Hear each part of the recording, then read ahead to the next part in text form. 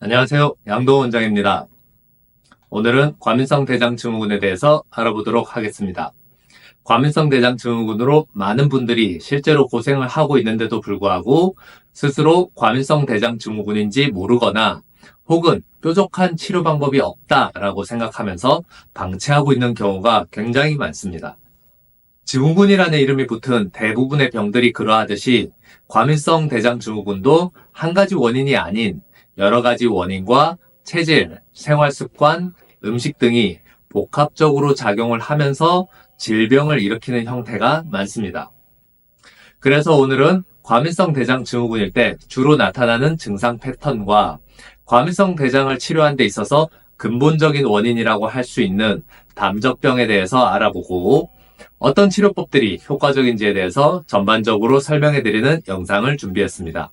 영상을 보시고 오랜 기간 고생하던 과민성 대장을 잘 치료하고 이겨내는데 도움이 많이 되시길 바라겠습니다. 과민성 대장의 대표적인 증상 첫 번째는 복부의 통증과 경련입니다. 대부분의 과민성 대장 증후군 환자분들이 가장 많이 불편해하고 가장 많이 호소하는 증상으로 주로 배가 아프다 혹은 배가 꼬이는 것 같다 라고 호소를 하게 됩니다.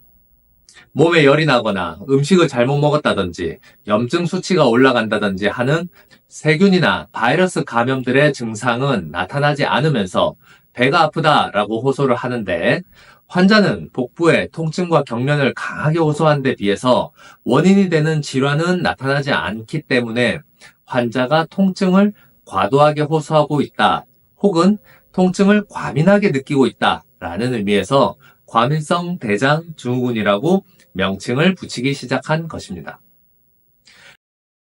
과민성 대장 증후군의 두 번째 증상은 변비와 설사입니다. 어떤 분들은 변비 위주로 나타날 때도 있고 어떤 분들은 설사 위주로 증상을 나타내게 됩니다. 어떤 경우에는 설사와 변비가 교대로 나타나기도 합니다. 이유 없이 반복적으로 하루에 대변을 여러 번 보는 분도 있고 장거리 운전을 해야 된다거나 발표를 해야 된다거나 긴장되는 상황에 노출이 되었을 때 증상이 나타나는 분들도 있습니다. 대부분의 경우 소화기뿐만이 아니라 전반적인 몸 컨디션과 스트레스 상황에 따라서 증상이 심해지는 경향이 있습니다. 과민성 대장 증후군은 일반적인 변비약이나 설사약으로 증상이 잘 개선되지 않는다는 것이 특징입니다. 과민성 대장 증후군의 세 번째 증상은 복부 팽만감과 가스 차는 증상입니다. 환자분들은 주로 배에 가스가 많이 찬다, 헛배가 부르다, 수시로 더부룩하다 라고 표현을 합니다. 이러한 증상들은 특정한 음식에 의해서 더 악화되기도 하지만 아무런 이유가 없거나 정신적 문제, 스트레스의 영향으로 증상이 나타나거나 반대로 갑자기 증상이 사라지기도 하는 경향이 있습니다. 증상이 심한 분들 중에는 배에서 꼬르륵 하는 소리가 자주 나는 것 때문에 사람들 사이에서 활동하는 것을 힘들어하는 분들도 많습니다.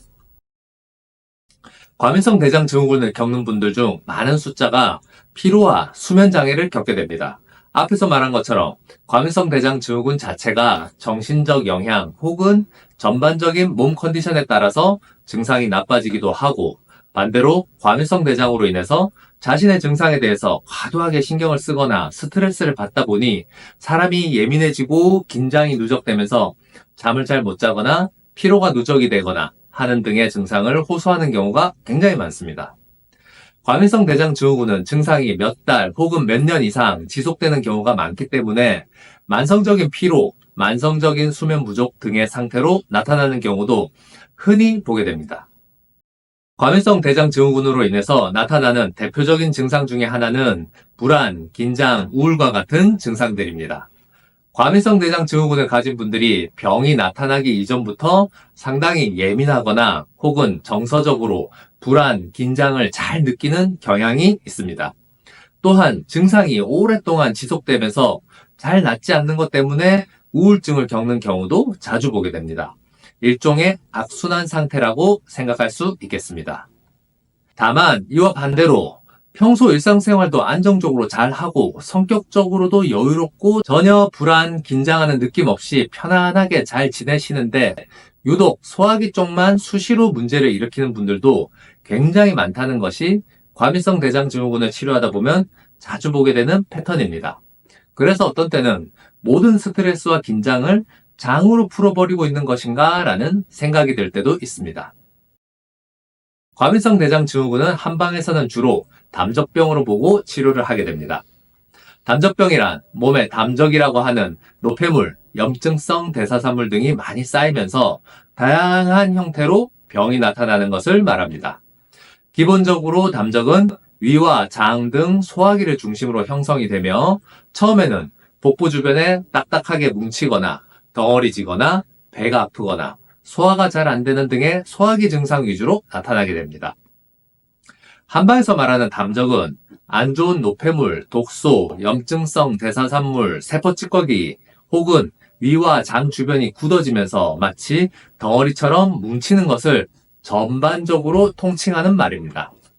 실제로 어떠한 덩어리가 눈에 보이거나 만져질 정도로 크게 나타나는 경우도 있고 겉으로는 전혀 보이지 않지만 위와 장의 순환이 나빠지거나 혈액, 림프액 등의 기본적인 기혈순환을 떨어뜨리는 형태로 증상이 나타나기 때문에 우리 몸에서 노폐물, 독소와 같은 형태로 작용을 한다는 것을 알 수 있게 됩니다. 이러한 담적이 소화기에서 병을 일으키는 패턴 중 하나가 과민성 대장증후군과 굉장히 밀접한 관련이 있습니다.